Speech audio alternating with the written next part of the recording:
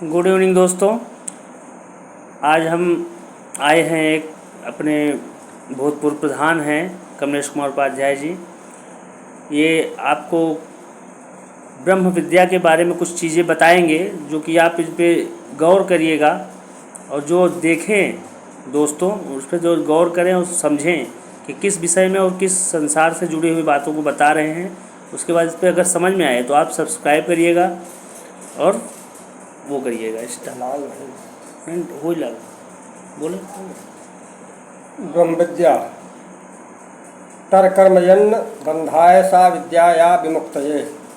कर्म वह है जो बंधन के लिए न हो और विद्या वह है जो बंधन से मुक्त कर दे। ऋषियों ने इसी विद्या के प्रकाश में अनंत सच्चिदानंद परब्रह्म साक्षात्कार किया व कराया है तथा ब्रह्म विद्या कहकर परम तत्व के साथ रहने वालों के संबंध को भी स्पष्ट कर दिया है।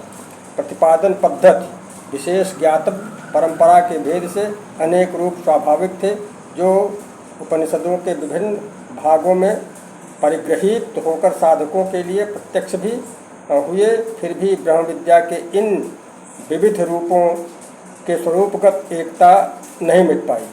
एक रूपता सुस्थिर रही जिसका श्रेय मीमांसा को जाता है, क्योंकि मीमांसा ने ही समन्वित किया जिस पद्धति का आश्रय लेकर ब्रह्मसूत्रकार ने 32 ब्रह्म विद्याओं की समरस्य का विवेचन किया है, जो इस प्रकार है।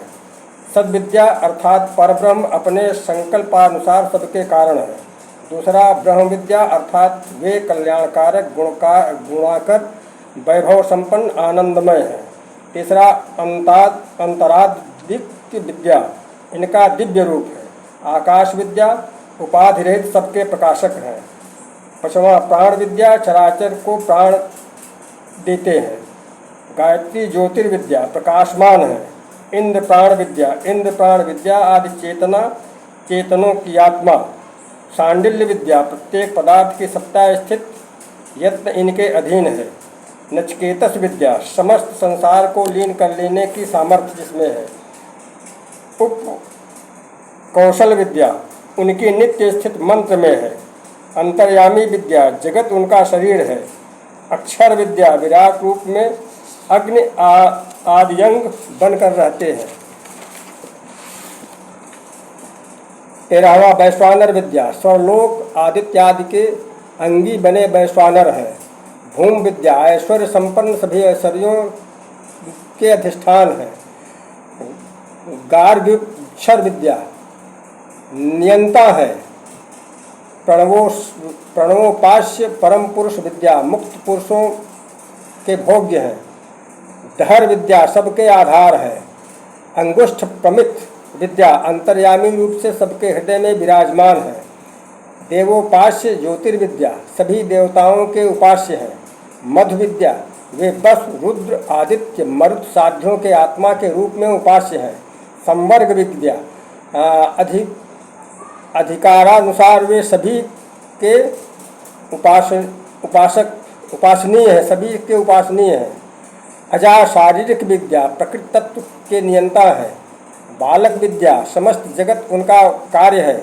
मैत्रेयी विद्या उनका साक्षात्कार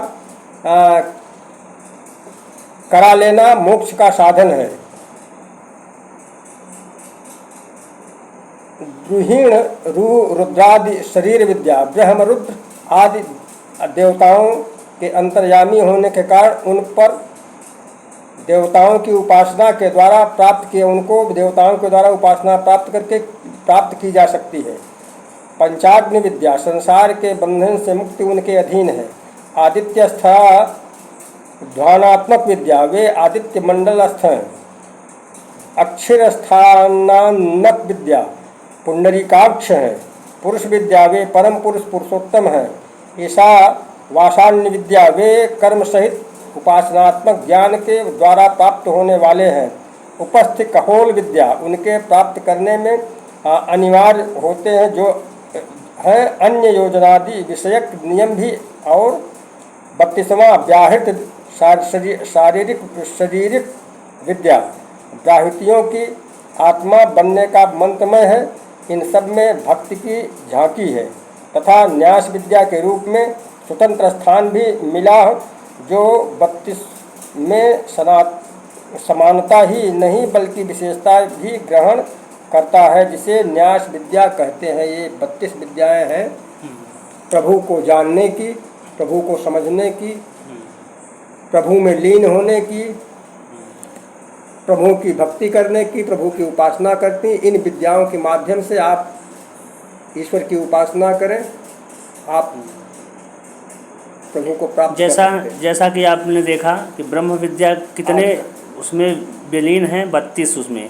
तो अगर आप इससे सुने तो गौर से सुनिएगा और इन विद्याओं के बारे में आप जानकारी ले सकते हैं। अगर वो सामने से कमेंट करके आप चाहेंगे तो आपको फ़ोन नंबर मिल जाएगा, अगर चाहने वाले हैं कि जो विद्या का ज्ञान रखना चाहते हैं उनके लिए है।